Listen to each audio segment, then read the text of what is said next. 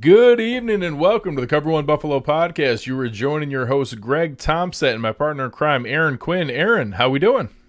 I'm all right, man. I felt good about that prime time after Monday night, but it's messed up my whole week of preparing for the Steelers on this short week. I don't know how players mess with their schedules and don't go Sunday to Sunday because I don't even have that much to do, and it's killing me right now, man. Yeah, having to be a win and a fun show afterwards, and then people online. I didn't go to bed till like 2 o'clock, and then had to get up and work the next morning. And I was so confused that today was already Wednesday. It's really been a struggle. So tonight's show is brought to you by our sponsors over at Uncle Jumbo's, presenting tonight's show, and our friends at West Herb. We'll get into their segments later, but tonight we're going to open up with a very special guest. Many of you guys know his name from his playing days. Also has a show talking about the Clemson Tigers, as well as obviously his Pittsburgh Steelers. Our friend Levon Kirkland. Levon, how we doing? Hey man, I'm doing well. How about you guys? Appreciate it. Doing great, man. It's been fun. This was a big game for the Bills on the schedule when it came out, but I don't think very many people saw it to be the possible, NFL game of the year at the point that it is now, with both teams playing so well. So certainly been a lot of fun getting a look at it and getting ready for it. Oh yeah, no question. Both teams are coached very well. Two great young coaches. They emphasize defense, and both teams are playing at a very high level, as you said before. So this game is going to be interesting. It really is. Yeah, I had seen a tweet, Greg, and I don't know if anyone can confirm this, that I think it was Thad Brown here, Buffalo Reporter, tweeted that this is the highest combined record of a Sunday night football game in the history of Sunday night football. So, like, the best combined record to ever face off in a Sunday night football game. 19 to 4 is pretty good. It sounded true. Yeah, 19 to 4 sounds pretty good. And Levon, you bring it up here. We joke. Obviously, we're used to the greatness of Belichick, so everybody just kind of hates him with a burning passion. Mike Tomlin's one of those coaches that it doesn't matter whether you like the Steelers or not. It's hard not to like Mike Tomlin. Like, he's such he's the kind of guy that I love. Sean McDermott, I'm so happy to have him. I wouldn't trade him for anything in the world, but if we didn't have Sean McDermott, I wouldn't be upset if Mike Tomlin was my coach. Yeah, I tell everyone a story about me going up there for an internship, and I can understand why the players love him and why he's the kind of guy you want to play for. And I play for the great Bill Kaiir, and I play for Andy Reid and Mike Holmgren. And I really just felt like Tomlin was really special as far as getting players to understand what's important and also understand why they're there to play the game of football. He makes it a lot of fun, and I can understand why he has so much success. I mean, he's relatable too, because he really cares about the game. He may not do what Bill Cowher did emotionally, but you can tell that he's emotional about the game. And that's not for everybody. That's not everybody's personality, but it works for him. It works for the organization, and they've been very successful. He's been a great coach for a long time. You don't realize he's coached there for I think, was it 14 seasons already? Yeah, somebody in the chat here was just saying it's crazy that he's only 48 because he feels like he's been there for so long, but he started out so young that it's an incredible run. And you look at the fact that the man's never had a losing season. That's insane. Like, he's never had a losing season in 14 years. That's unbelievable. I mean, anytime you do anything that long, you're going to have some down years and some. Last year should have been. And last year, with all the turmoil as far as quarterback is concerned, they should have probably had a losing season, but they rallied and they played decent compared to, if you look at what they had as far as quarterback, and they just couldn't really get it going. But now, Ben comes back and they're playing very well. They lost, on Monday, but I kind of understood the loss. If you're talking about 3 games, how many, like 3 games in 12 days? Yeah, that's rough stretch. Yeah, I played the game, and I'm telling you, playing after a Monday night game, you felt like, oh my God, I'm spit. So I can imagine, having that kind of rally and playing that many games. And, they had an opportunity to win, but they didn't. But, a lot of times after a loss, sometimes you can regroup and even play better. Now, I'm glad we got to talk about both those William and Mary guys because they must make good coaches at William and Mary with both Tomlin and McDermott. But having been in the Steelers organization with, I would say probably intimately, having played there, I was just saying offline to Greg, everybody thinks about this Patriots dynasty as like the number one dynasty of the 2000s and stuff like that. But I do think if somebody was really to go back and look at the win totals and the success rate and the lack of turnover in an organization, the Steelers got to be right there with them. Having been in the building, knowing these people, I think here in Buffalo, we feel like it's starting to build that between Sean McDermott and Brandon Beane and having a really good lockstep GM and coach. What makes Pittsburgh and that organization so successful where there is no drop off for that period of time? Because the NFL is designed for teams to have drop off and the salary cap to, even things out. But the Steelers don't seem to be impenetrable to that. Well, I think it always starts with the top. Any kind of organization, any group, any business, it's got to be from the top on down. And the Pittsburgh Steelers have been very consistent with the Rooney family. And I really feel like the Rooney family does a good job of being in control, but also letting their people do their job. For instance, letting their GM be the GM, allowing their coach time to build. Really, both the GM and the coach time to build. And I really think it's the same vision and mission that's been going on, even when I was there. When I went to the Pittsburgh Steelers, you could feel the tradition, you can feel the legacy, and especially being a linebacker with the linebackers they had there. I mean, you either accept that challenge or you don't accept that challenge. You either become a part of the Pittsburgh Steelers or you're not going to be a part of Pittsburgh. And that's what I feel is dynamic about that organization. It's a belonging, and you want to be there, and you want to take ownership for your individual play, because I think they do a good job of not only embracing the city, but the team kind of, is a microcosm of the Pittsburgh Steelers and the Pittsburgh natives and how blue collar they are and how they just go to work, and it's not about complaining, it's about getting the job done. I think that's what you feel with the Pittsburgh Steelers, and it was a great organization for me to be part of, and it really seems to be carrying on at this point in time right there. Only 3 coaches in the last probably like 30 years or so, probably even more than that. I mean, not a lot of organizations can really say that. There's a lot of changes. I mean, you look at the Patriots, they've had several different coaches as well. So, yeah, I just really think that it's just well-designed, well-built. The blueprint is solid, and they keep bringing in the right people. And also, with that little bit of change, you really don't really change as far as the system is concerned either. The defense has probably been the same since God knows when, the 3-4. The offense has been pretty much the same, especially since Ben has been there. So when you go in, the system. It makes things easier. When you have to change systems all the time, every 3 years or so, it just makes it very difficult. And players don't tend to buy in as much. So, yeah, when you can be consistent, and guys buying in, you have a great product. And the Pittsburgh Steelers has it. But I tell you what, man, Sean has done a great job with the Buffalo Bills and how they're playing, and you can see the blueprint. You can see what they're all about. And believe it or not, he was a quality control guy when I was with Philly. So I know Sean pretty well. Him and Ron Rivera. I mean, they coached a lot.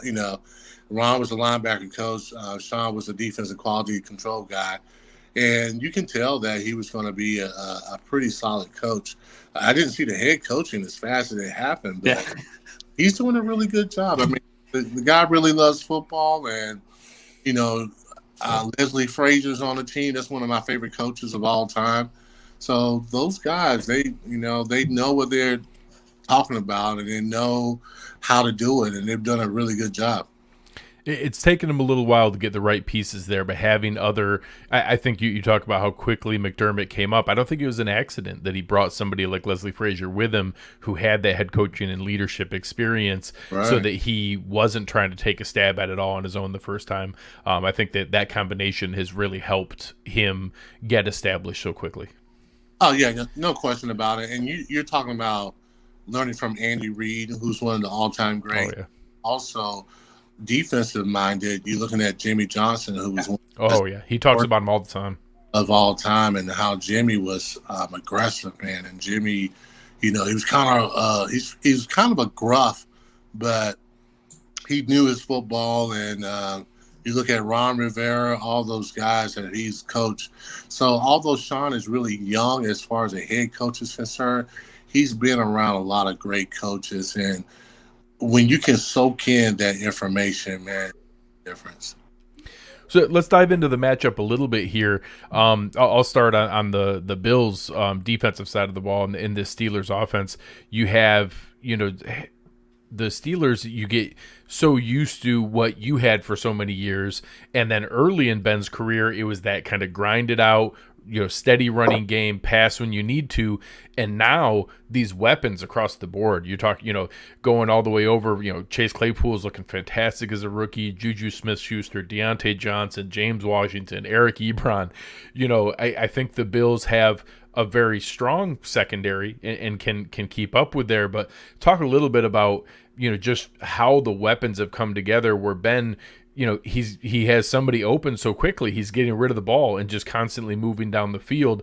I'm curious, I think some fans watched the game on against Washington on Monday, and it seemed like Washington's front seven had a pretty good game. And, when you go and look at the box score, 0 sacks, 3 quarterback hits, and even in a game that wasn't Ben's best, he still was getting the ball out quickly. How has that been to see that transition from that kind of historical Steelers run game into now Ben just kind of coordinated, almost playing point guard on the field? Well, I think a lot of times some of the best guys who they play for a long time, they realize that they have to adapt to what they are at the point in time. Ben was a different quarterback in his earlier days. Ben would hold the ball. Ben would buy time. Ben would make some, spectacular plays. And a lot of times he did a good job of using his legs and his feet to get around. He's not that guy anymore. So he has to get the ball out a little quicker and kind of on time as he did before. He was a unique quarterback back in those early days because, normally quarterbacks are kind of on a rhythm. He wasn't always. And so it was really kind of hard to anticipate him as a player. You can be a coach and you can draw it up, but when you're going against the real bullets, it can be a lot different. And I thought that's what Ben brought to the game. So he had to evolve. He had to say, you know what, I need to do something different. I can't hold on to the ball as long as I used to. He does it when he really, really needs to do it. But, yeah, you can see him throwing the ball a little quicker, getting it out a little faster. And with all the weapons that they have, they don't have like a AB anymore, but they got some really good weapons that you can spread the ball out a little bit. They're not as great as far as running the ball is concerned. And, during this late period of the season and into the playoffs, the running game and the defense has always been said to carry a playoff team. So they're going to have to find better ways to run the ball, but they are efficient enough that they can score on you. They can score enough points and that they can keep the sticks moving. And a lot of times that's kind of what you want to be able to do. Keep the sticks moving, get into the scoring area, get you some points. So they're very efficient. I don't think they're the most dynamic offense in the NFL at this point in time. And their running game is not that great, but they do find ways to move the ball down the field, and they're good enough to get in that end zone. I was kind of curious as I was kind of preparing for this, and obviously it's hard not to see Steelers games because they're on, national TV very frequently. When you look at the numbers of how few sacks they've given up, I was expecting maybe a little bit more dominant performance from the offensive line. And as I started to watch film and break down to get ready for this, I feel like it's really not all the way back to Marino or Peyton Manning, where it's just kind of makeshift to make it didn't matter what the line did, the ball was out so quickly, but it was pretty darn close to that. I was really shocked how consistently Roethlisberger was getting the ball out so fast. So I'm curious, do you think the offensive line is there to be able to open up holes? I wasn't sure if it was them or now getting Connor back, if he's going to be ready to go. Do you think that can be the spark the running game needs? Well, yeah, people kind of sleep on the running back position, and I think that's always a mistake, because when I played, and I know it's different, but man, a running game, a really good running game, and you always want to be balanced if you possibly can be, because this is the trick. If you're kind of one-dimensional, teams can game plan you, and they would just stop what you do best, and they won't really worry about what you don't do well. So when you can have both things going at the same time, now it's difficult for a defense really to key on you. So, yeah, I think that, they can get it correct, but, man, sometimes it's just hard in the middle just to change your game plan, especially if you are running certain type of plays. And I just really don't think the Steelers have that kind of dynamic runner. Connor is a good runner. Snells is okay. He's just kind of a backup. Nobody really explosive that can make things happen on their own. And sometimes that's what you need. You just need a running back who can break it. And they don't really have that guy. So a lot of times they kind of struggle in the running game. So I'm not sure if it's the blocking scheme, or if it's the offensive line, or the running backs are not that dynamic. I don't really know exactly what it is, but sometimes that could be the issue. Is I just don't think they have a great running game, and I think that can make them sometimes they can get bogged down a little bit, because, like I say, if you're not diverse in offense, man, good teams will just shut you down what you're good at. They'll make you do the other. And I think that's where the Pittsburgh Steelers are. But, hey, man, they're doing well so far. You can't really sleep on or kind of, hate on their success right now. But I just don't think the running game is quite there yet. I don't think they have a dynamic runner. So it makes it a little tough. Yeah, I think you nailed it in terms of they're not the most dynamic offense in the NFL, but right now that doesn't matter, because their defense is probably the most dynamic defense in the NFL. And we're in a year in 2020 where defense is not doing very well across the league. Every other defense in the league seemed to come out struggling, where the Steelers just seem to come out right out of the gates as the best defense in the league and really haven't stopped. So even though that offense at times throughout games in the film that I watch would struggle and give the ball back to the other team 3 and out, and they get the ball right back. I mean, there's not a lot of teams that are moving the ball with any type of consistency against this Steelers defense. Kind of, before we get into the individual pieces of this defense, you talked earlier about, that scheme's been in place, for years with the Steelers organization, that 3-4. Talk to us a little bit about why it has worked for so long, and then some of the pieces that this particular unit has and why they're having so much success. Well, I look at it this way. It kind of starts up front. You got to have the good nose guard. You got to have the guy who's able to clog up the run and make sure that the running game doesn't get started. And then you look at what they call the defensive ends. Really, mostly in a lot of other defenses, is their defensive tackle or defensive guard. Those guys, they do more of a gap technique.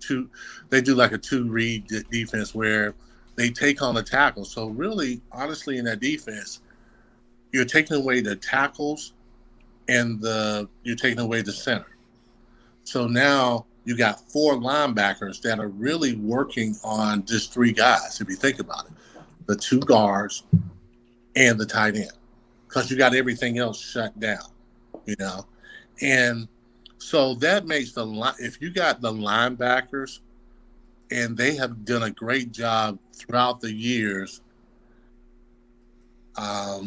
making sure that they have the linebackers in place. Yep. So think about the outside backers. Usually when that 3-4 is going, you got two dynamic outside linebackers who can rush the passer. It doesn't work as well when you only have one dynamic outside linebacker, because now the offenses, they have a tough time really declaring who's coming or not. And then now they can't really slide to one side or the other because both guys are just as dangerous. And then they do a good job of using their two inside linebackers, not only as run stuffers, but guys who can cover and also guys who can blitz the quarterback. So now you basically have, almost 7 guys who can really rush the passer, and they take away the center and the 2 tackles. So now the linebackers can really flow as far as the running game. 3-4, it's really hard to run outside on a 3-4 because you got those really good athletes. And they can contain it. They're making everything come back inside. So that's why the defense is pretty good. And then in that kind of scheme where they run the 3-4 blitz zone, you really never put your DBs in harm's way. A lot of teams who blitz, their defensive backfield is left, they left to dry, man. It's one-on-one coverage. Yeah. So what if you don't get there? Then it puts a lot of stress on the DBs to play man-to-man coverage all the way across the board. And I don't care who you are. If you don't get back to that quarterback, man, it's going to be hard to cover professional wide receivers. Absolutely. So I think they do a good job of doing a lot of good zone blitzing. They do some man-to-man, but they do a good job of making sure that they don't put their DBs in harm's way. And I think that's why that defense has been so successful, because they understand the personnel they have to get. They understand the linebackers that will fit in. They understand the inside backers. They know what to get in the front line. And if you already know your blueprint, you can go out there and really scout and really personalize what you're going to have on your football team. And so do that better than anybody. So we talked about the strengths of that. Now, if you're an opposing team like the Buffalo Bills and Brian Daboll looking at this defense, there aren't a lot of weaknesses. I guess there's some injuries right now at the linebackers. So I'm sure they're going to try to attack some of that. But as far as the defense and the scheme as a whole, how would you, knowing that type of defense intimately, how would you attack that? Like, where are the weaknesses and what should a team like the Bills do to attack it? Well, I think a lot of times what Buffalo has, I think, also in Josh Allen, it makes it difficult for a defense because he can scramble. He's a tough kid. He really can make a lot of the throws. The guy has a really good arm. When you have a dynamic quarterback who's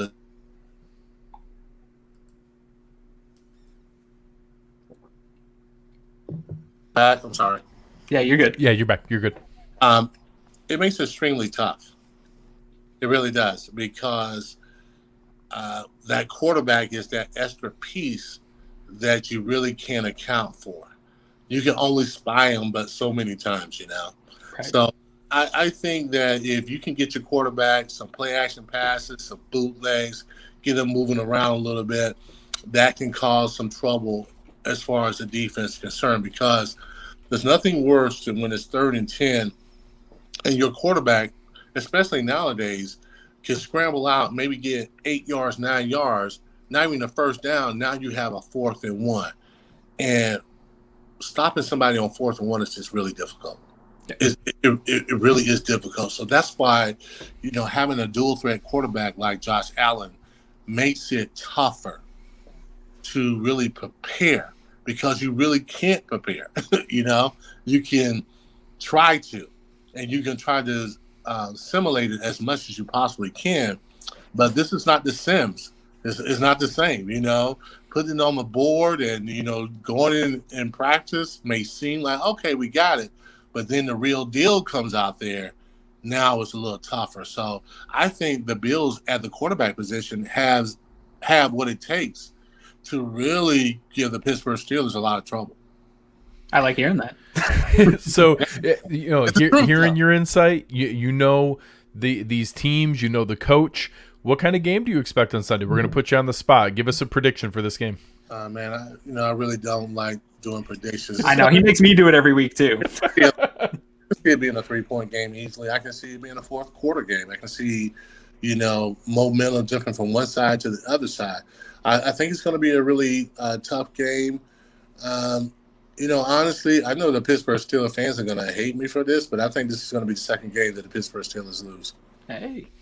No, we appreciate it very much. And I'm just saying that because you guys are for the Bills.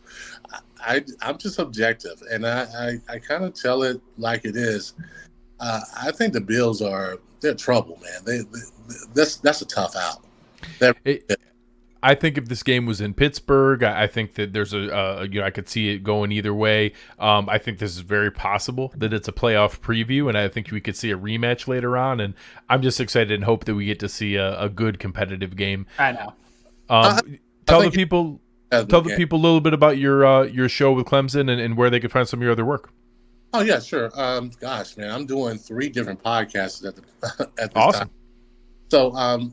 So, Belief. You can find it on that network. We're on YouTube and all that stuff. And, basically it's just me and Will, and we talk about Clemson football, which I always kind of go in depth with Clemson football, but there's not a lot of people that want to talk to me about it. So, fortunately I have an outlet where I can talk about it, give my point of view, try to get some insight, especially from a guy who's been a part of the Clemson universe, the Clemson nation, and somebody who's got their name on the stadium.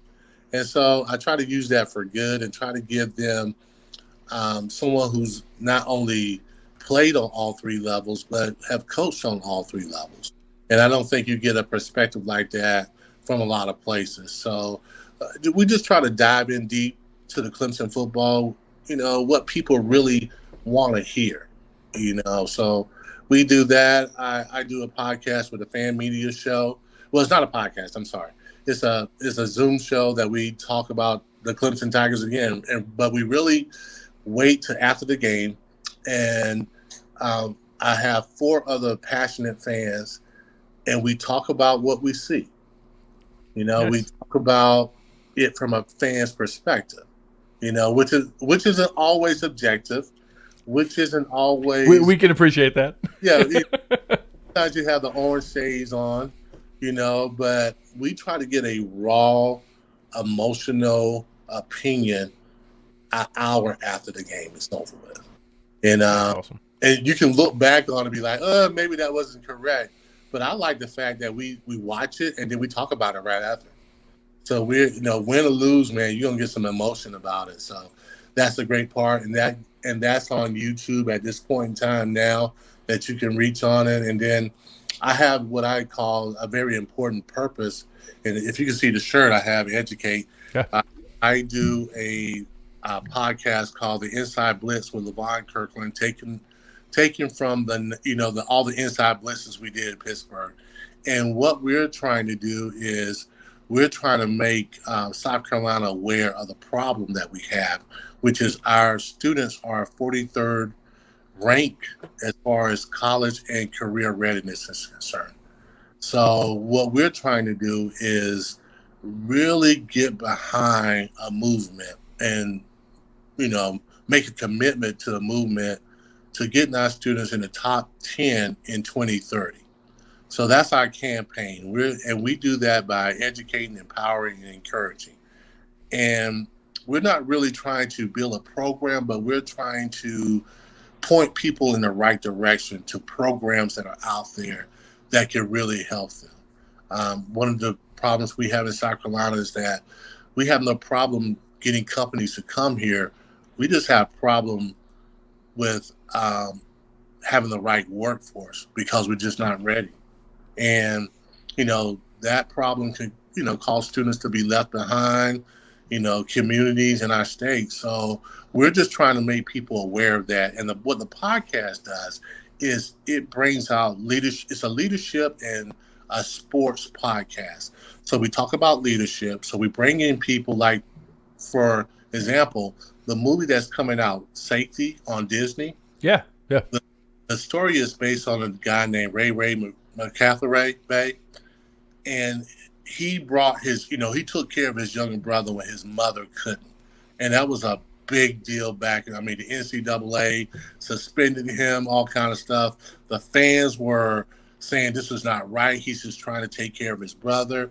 And so our first episode, which is going to be debuting tomorrow in our second season, we talked to Ray, and he gives an incredible account of his story. So we think that those stories can resonate with our citizens in South Carolina and really hopefully the country, and people can get some motivation, they can get some tips, some leadership, some motivation. And like I said, we can empower them, we can educate them, and we can encourage them. So that's really kind of my baby. That's the one. I can understand why. It's an amazing calling.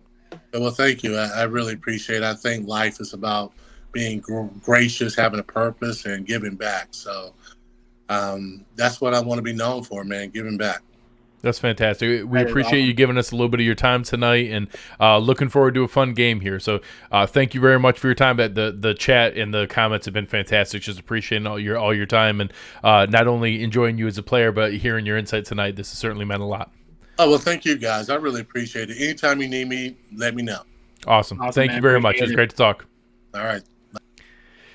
It's always great, and obviously the guys in the chat here talking about being able to hear, former players and guys who understand the game as intimately as someone like Levon does. It's fun to be able to hear that, and hearing him talk about a game like this, it really helps be able to kind of put it into perspective that this is a big deal. That this is a huge setup to be able to understand what this game means nationally, what it means to people covering the Steelers, what it means to fans throughout the NFL.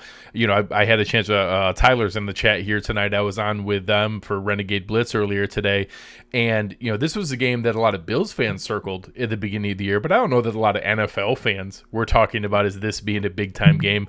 Like you said, coming up, this is the biggest game in Sunday Night Football history. The 19-4 combined record between the two teams, and this is right there for NFL Game of the Year. And to be able to have that here is just unbelievable. That now the Bills are in that kind of position that this many people are excited and talking about this game. It's awesome. Just talking about it like that makes me want to vomit all over myself, to be honest. I just hate all that built up pressure. But yeah, no, dude, when I first looked at the schedule, I hate doing season prediction stuff because we just never know how it's going to turn out. I think a lot of people early in the season were sleeping on the Steelers. I looked at that team and thought, like, dude, if Big Ben comes back and he's even a quarter of what he used to be, that's 10 times better than Duck Hodges. And if the way they finished that season, like, this was going to be a team that was going to cause a lot of problems. I didn't expect that they would go undefeated through the 11 weeks of the season. I think some of that is not to take anything away from them. I don't know that they were an 11-win team at that point, but they're right there. They're right there with the Bills. I think they're tied kind of with the Bills at that next level after the Chiefs. Like, there's the Chiefs, and that's the top of the NFL, not just the AFC, and then a few other teams. So Steelers, Bills, Saints. There's been moments with the Titans. There's been moments with the Buccaneers. There's been moments with the Seahawks. But honestly, every team has looked pretty flawed at some point, and the Steelers kept finding ways to win in the games they looked flawed. So that's really was their calling card. It wasn't that they were some, untouchable juggernaut. It's that they kept finding a way to win. And that's honestly part of my worry about this weekend is that the Bills have to play really clean, really not flawless, but really clean football. Because if you give a team like this extra possessions, if you have red zone turnovers, if you give up big plays, if you end up losing the turnover battle, and just like we always track the toxic differential, if you let them have more big plays and more turnovers, they know what to do with it. Then that experience of all those games that they did figure out a way to win, whether they deserved them or not, they figured out a way to win every single time. That's going to come into play, and that's what I'm nervous about this weekend. Yeah, I'm it's going to be tough. I think it's going to be sloppy at times for the Bills. We saw what they did to the 49ers. Eric put out some stuff and it showed up all over film. The 49ers were very passive. And, with Josh Allen, and everything that he was seeing pre-snap is exactly what he saw post-snap. Yeah. And that's fine if you're getting pressure, right? Like you can do some of that stuff if you're getting pressure. They were doing that and not getting pressure on him. And when they were getting any pressure, he was able to, get out of there really easily. That's not going to be the case here with the Steelers. They're going to throw some looks at him with the zone blitz stuff that are going to give the offensive line trouble with blitz pickup. It's not going to be vanilla. Even when they're not blitzing, this offensive line is going to have their hands full with this defensive line. They're deep. They get pressure. They're big bodies. It's going to be tough to move them in the run game. It's going to be tough to block them in the pass game. Josh Allen's going to have some pressure. So this is going to be a real test to see if that sugar high Josh is really gone, because we didn't really have a chance to see it in the primetime stage against the 49ers because they just were overly passive against them. This is going to be the opposite test. And statistically, with pressure, he's done really well this year. So we're hoping to see it, but I don't know that he's going to go up again. I mean, we were just talking about it before we went live here. 3 of the top 10 guys in pressures, according to PFF, are lined up against him in this front 7. Yeah, like, that's insane. Let's dive right into it here. I mean, it's when we talk about our friends over at West Her, you're looking for a vehicle here. Once it's time to do that, you got to get down to numbers. There's some scary numbers with this Steelers defense, and you were doing some of the prep for it. The Steelers have the 2nd, 5th, and 11th top guys in pressures. So, TJ Watt has a ridiculous 64. Stephon Tuitt, who a lot of Bills fans don't understand or know the name of and is one of the most underrated players in the NFL, has 54. And then Cam Hayward's right behind them at 46. So we talk about what a great season Jerry Hughes has. He has 46 as well, tied with Cam Hayward. They have him and 2 more guys with more than that. It's going to be by far the biggest test. If the Bills offense passes the test of the Steelers defense, there are no more rocks to throw. There are no more stones to throw at them. There are no more, shots to take at them. This is the ultimate test. Yeah, and it should be. I mean, this really should be what you think of back in the day of real heavyweight bouts. Yes. Because I do think, to your comment earlier, I think there's going to be some sloppy stuff, in my opinion, from the Bills. There'll be a turnover or 2 in this game, but there's going to be some opportunities to take some big shots, too. Even though Steelers have the number 1 pass-rated defense, they do still give up some big plays. Like there's big plays out there to be made, and the Bills have the number 4 passing attack in the NFL. So this is probably as close of a big matchup in passing defense versus passing offense as the league. See, we talked about the records going head to head. This is the matchup I want to see, is this Bills passing attack going up against this defense, because it isn't just pressures. They have good defensive backs too, and they have a good scheme where guys are in place. Minkah Fitzpatrick is one of my favorite players to watch outside of your Buda Bakers and stuff. Like, I was pounding the table, even though the Bills didn't need a defensive back. Like, just find a spot, bring him in, and make him your nickel, whatever. Make him your, He's their Tyrann Mathieu. He's their Buda Baker. He's their movable chess piece that could just be a problem. Again, talking about the show earlier with Tyler, he's not the kind of guy that's a slot corner that's going to lock down Cole Beasley. Like that's not what his thing is. No. But he's going to read Josh's eyes, and if he makes that play in the big moment where Josh locks onto a receiver and he floats over, he's really, really good at that. When you don't realize that he's dropping back into that zone, into another guy's area you didn't expect him to be, Josh has to have the discipline not to let that happen, because they not only can pick the ball off, he'll take it back for a score. Yes. And when you talk about this defense, they have like 6 of the top graded guys in the NFL, all in the front 7. When you look at the individual play of the secondary, it's pretty good. And then you talk about, we're not sure if they're going to have Steven Nelson back in the slot. We're not sure if Joe Hayden's going to be back from his concussion. They're very much going to be dependent on that front seven, which is dominant and monsters up front. But if Josh Allen has the discipline to get the ball out early and Brian Daboll creates a game plan that he's not setting Josh up with a bunch of 7-step drop play action that's going to let TJ Watt get home, if he can consistently accept the fact that you probably need to do death by 1,000 paper cuts here, they have the weapons to do it. They can do it. I'm really, really curious how they decide to attack this crazy defense.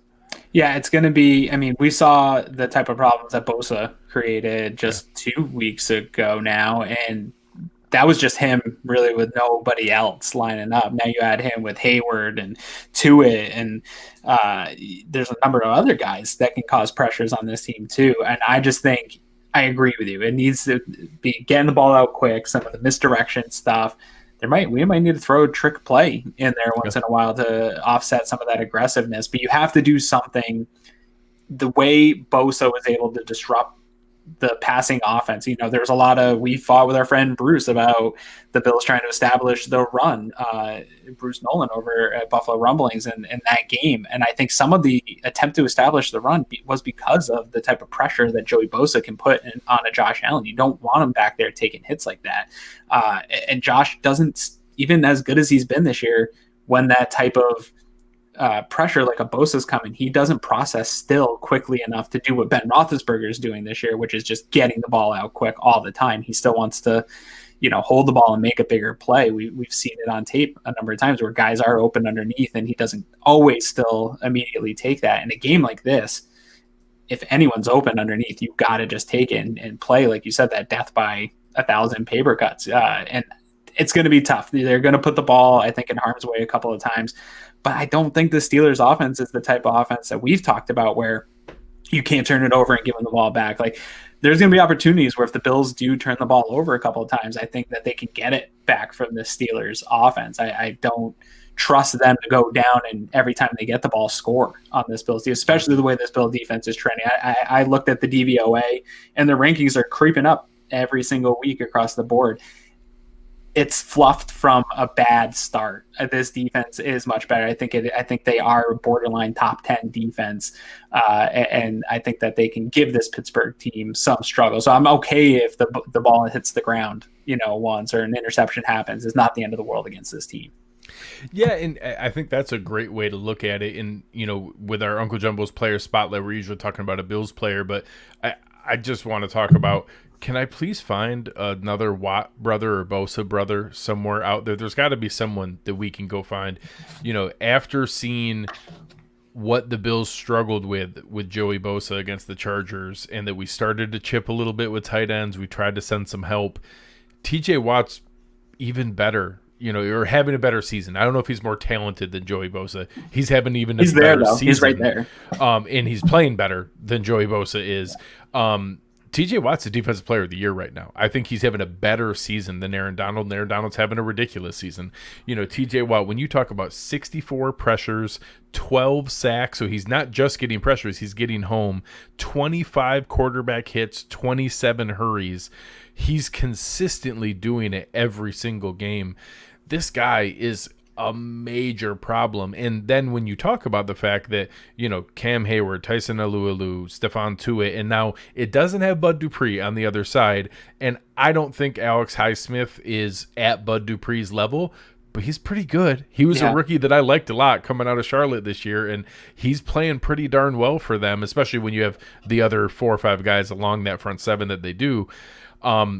TJ Watt terrifies me, and that they're going to isolate him on Darrell Williams. All day. It's going to be Darrell Williams' toughest matchup of the year. They don't move him around as much as what the Chargers move Bosa around. They're going to set him over there on the defensive left side and tell him, go get Josh Allen.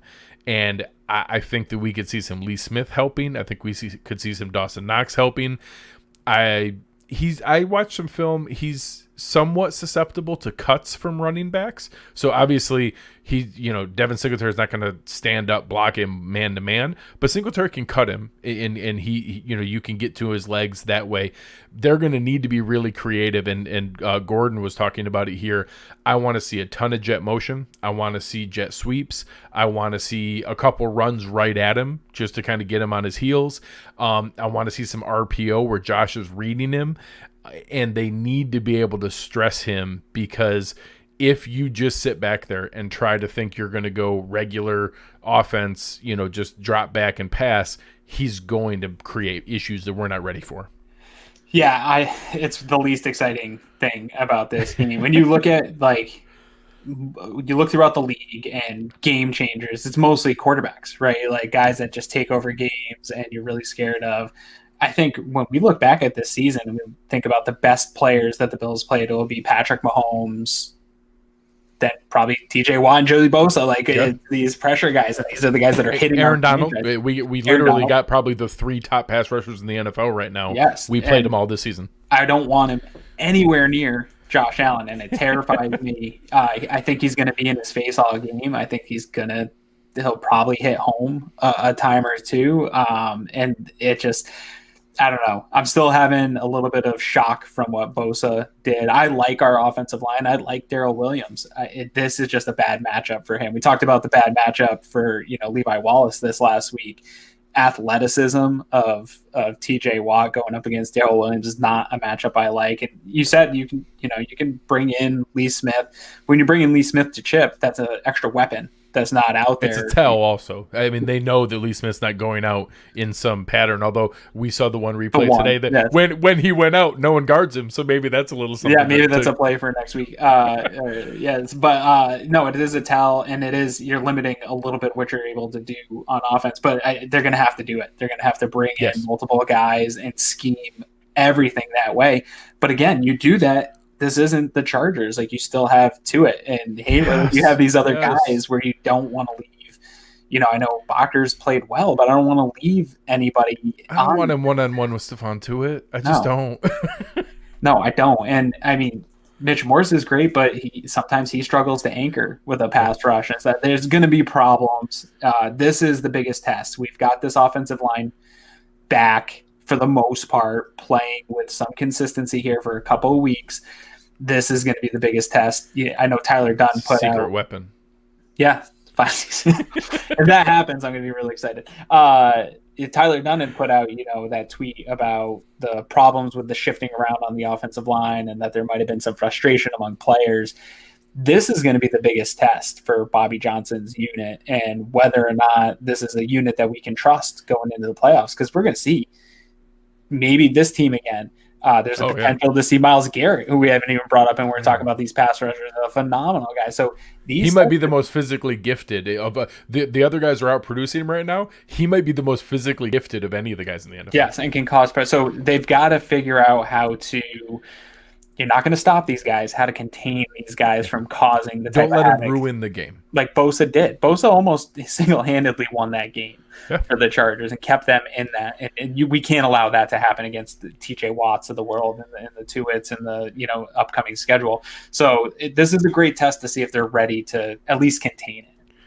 Jeremiah is the only guy watching on Facebook. Everybody else is in YouTube. You're not alone, Jeremiah. There's a lot of people watching with you. Craig's grandmother watches on Facebook, I think. Yeah, I think my mom does too. Yeah. So as we're going through and taking a look at it now, it's something that, we've talked about some of the breakdowns that we go through. We've talked about some of the different pieces. What do you think we're going to see in this game? What are you predicting is going to come out of it? So the thing that I'm most excited about when I look at my breakdown is I think there is going to be some opportunities that favor the Bills in what we talk about ad nauseum here. At least I love to talk about is toxic plays, explosive plays.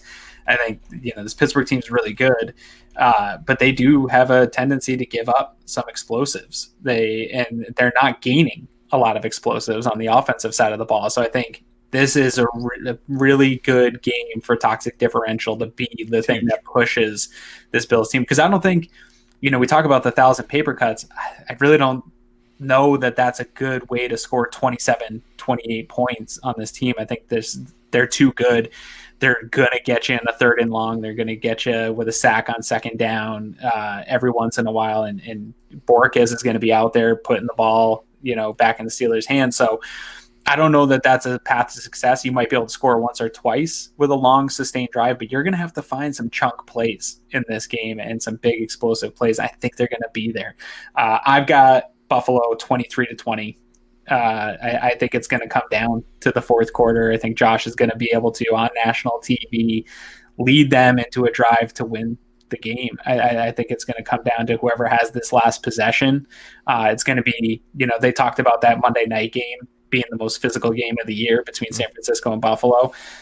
I think the good thing for Bills fans is we saw the Bills match the physicality of a very physical team, and I think they're going to have to do it again because this is going to be another one of those physical, old school games in the trenches, and I think the Bills have shown that they can match it. And yeah, I'm picking them 23-20, but man, this is a coin flip to me, man. This one can go either way quick.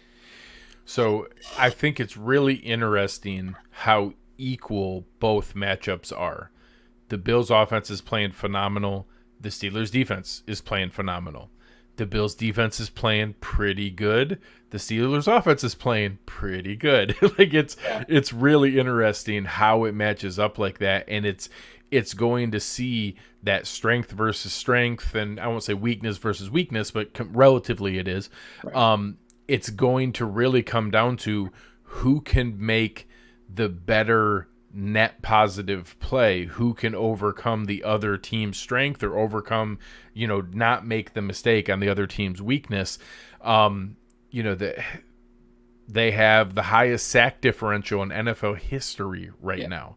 Plus 35. They have 35 more sacks than what they've given up. The Bills have more sacks than what they've given up, but it's 10 more. Yeah. They have 35 more sacks than what they've given up. It's not because the Steelers' offensive line is phenomenal. It's not because they have this amazing blocking scheme. Roethlisberger gets the ball out insanely quickly, so quickly.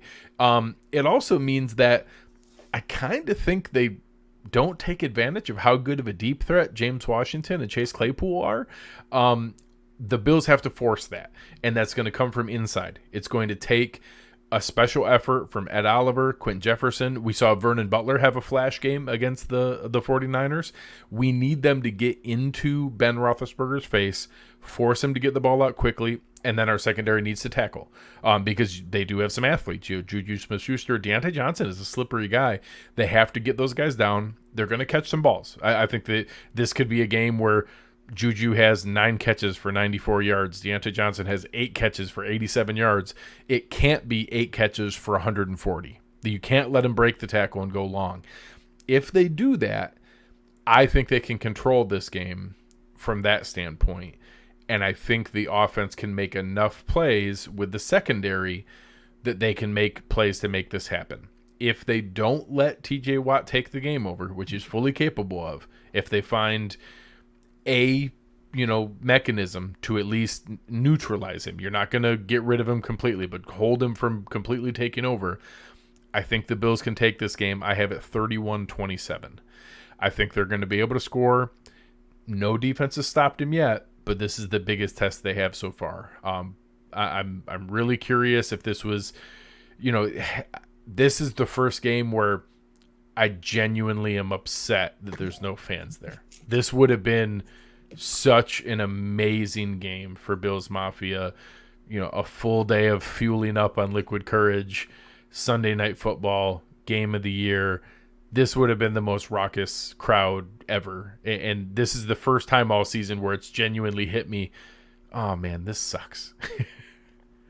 Yeah, there was one game in November where it was like 60 here. I forget which game it was on a Sunday, and I was like, this would have been a great game to be at.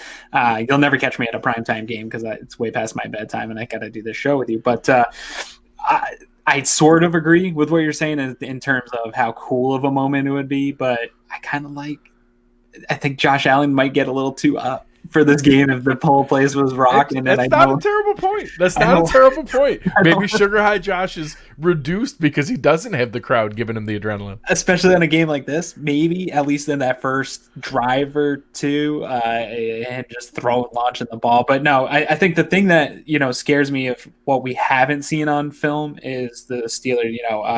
Tyler mentioned it, their play action game, but more the run game. I think we've seen that's the weakness of the Bills. If you're an offensive coordinator and you're trying to attack the Bills defense, even though they've turned it around over the last month, and they did a great job against the 49ers, who are one of the best in the league at running the ball, I still get concerned that is how teams are going to attack you. And I don't want to be the team where their running game gets going and opens up against, because then that becomes a real problem. And then that does give Ben a little bit of time in the pocket, and things start to open up a little bit more. And you do have to bring safeties up a little bit. So I'm looking to make sure that the Bills really establish themselves at the line of scrimmage. I think the Steelers are going to try to get the run game going. I think they want to get that going before the postseason kicks off here, and I think they look at the Bills as an opportunity to get that started. I think the Bills need to stop that run game early in order to have any chance of just keeping things in front of them and containing this offense. And yeah, like you said, Ben's going to give up, or he's going to get his receptions. He's going to get passes out. It's going to come down to tackling. So people are going to be probably very frustrated with the cornerbacks, and they're giving up all these. You're going to see Taron Johnson give up receptions. You're going to see Levi Wallace or Josh Norman, whoever's in there, give up some receptions.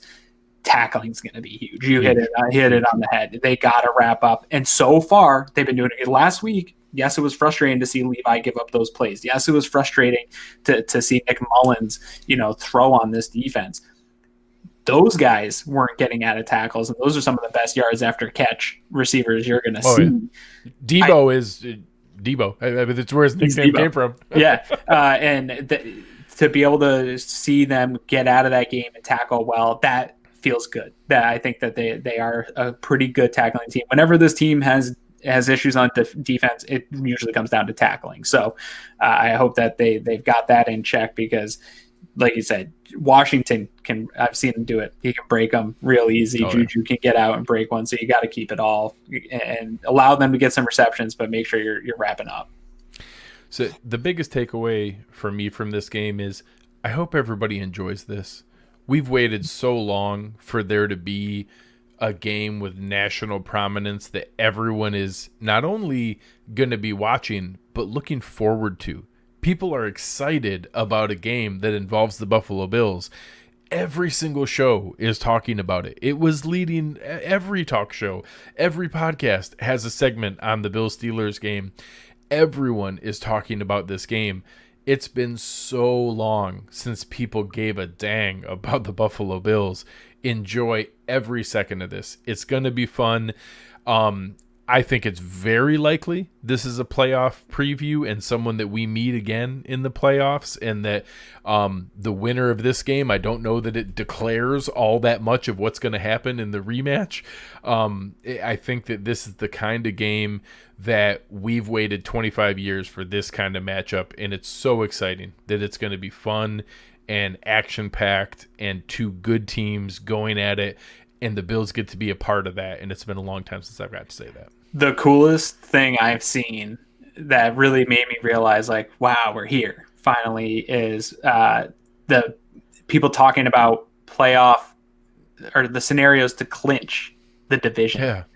Because normally this time of year we're talking about scenarios to stay in the hunt, like maybe be in the hunt. Intricate circumstances that if this and this and this happens, we could go on a run, and if we run the table, we could get the 6th seed. Yes, and all these games have to lose this week, and then we can still be in the hunt, possibly. Now we're looking at, and there's the scenarios for clinching this week are a little bit intricate of what would happen. That'd be a stretch for it to be this early, but the fact that we're even talking about that, it's like one time I was got into a VIP section in the Mohegan Sun, and there was like pro athletes back there, and I was like, I don't know what I'm doing here. What am I supposed to just grab drinks? I don't know. This is my first time.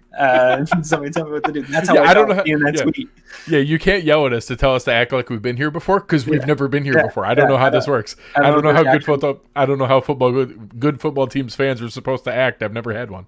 Yeah, so enjoy it. Like you said, this is, we could vomit all over ourselves on national TV. I think all Bills fans feel like that can happen at any moment, but I'm going to enjoy the lead up to this game so much, because I've got people messaging me from all over, just being like, wow, your team's really good. Wow, Josh Allen's really good. I can't wait to see them play the Steelers. Like, I've never had this happen before. This is so cool, and I hope that we can continue to have nice things. So A quick example that I'm going to give. I know a lot of people were super excited when Sam Monson did the Josh Allen apology letter. Someone that Aaron and I know and Eric knows very well. He's been on the show. That we've had on the show that I respect greatly. Today, Michael Kist did the Josh Allen apology letter. And although Michael is one of the most ridiculously sarcastic humans I've ever met, he's a really smart football guy. He knows football. He's the guy that, in case you don't know, would always put out the blooper reels, Josh Allen blooper reel of all his horrible throws, and he had plenty of ammo to put those together all the time. The Mitch Trubisky ones were better, but yeah. Yes. But having someone like him finally kind of take the step to be like, you want to know what? I can't fight it any longer. He's good. Regardless of the kind of joke that's turned into, somebody like Michael finally taking that step, that means a lot to me because he's someone I respect his opinion. He's a really smart football guy, and having everyone like that coming around, and our friend Brother Bill making the videos, the video of Monson as the Grinch, and finally getting over the fact that it was there. Just having things like that. This is the most fun season of football I've ever experienced. I wasn't old enough to truly experience those early 90s runs. Like, I watched them. I was there. I was 9, 10, 11, 12 years old. I was aware of it. I didn't really understand and appreciate how important that was at the time. This is the most fun I've ever had watching football, and I can't wait to watch more of it. Yeah, no, I agree with you. I was so young during that run, and it was fun, but I didn't grasp what I was seeing and then having to go through the drought, I think made it even more so really appreciating what we have now. I talked to my neighbors who have a kid that's in his 20s, and this is the first time he's seen a good Bills team. And now he's finally becoming a fan. Like, he was like passively a fan for years, and now he's like, hey, I'll jump on. Like, I'm into this now. One more thing I want to touch on before we leave, not about this game particularly. We've been blasted for years about pounding the table over culture and process and things like that. To hear Levon Kirkland talk about, when we talked about, what makes Pittsburgh have this type of success that they've been able to sustain over time. And he talked about the blue collar attitude, playing to the city that they live in, all these things. People give Sean McDermott such a hard time for when he talks about how blue collar Buffalo is and how tough and gritty it is. And they just chalk it up as like, oh, it's just PR and he's playing to the city. To hear a former player talk about going to a team where that type of culture is in place and that it matters is all I need for the validation of what we talk about here and think about, that stuff does matter, that you kind of take on the identity of where you are and, you pound that into your team and you build a team in that image. It works. It's proven. The Steelers are one of the most successful franchises in the history of the NFL, and that's what they do. So I took, out of all the stuff we talked about, I really kind of took that and said, wow, that really hits home with what everything Sean McDermott's doing here. Yeah, and you guys are going to hear it from me a lot this offseason. The wait until you see the fruit that bears from this kind of season. This coming off season, there's going to be a nuclear winner in free agency. The fact that the Bills are selling culture, fit, Josh Allen's highlights, and the coming to be your best self, and how to be able to rebuild value by looking good. Wait until you guys see some of the values that the Bills get with people signing on to rebuild and make themselves look good. This is going to be a new experience for us. The Bills have had to overpay for talent for so long. That's going to change, and it's going to be fun this offseason. I think it's going to start. So, Aaron, we got a couple more days here. It's weird that it's already Wednesday and that we're already into this. Tell the people where to find you. You can find me at Aaron Quinn 716. A lot of Christmas talk. So if you don't like Christmas, don't come knocking.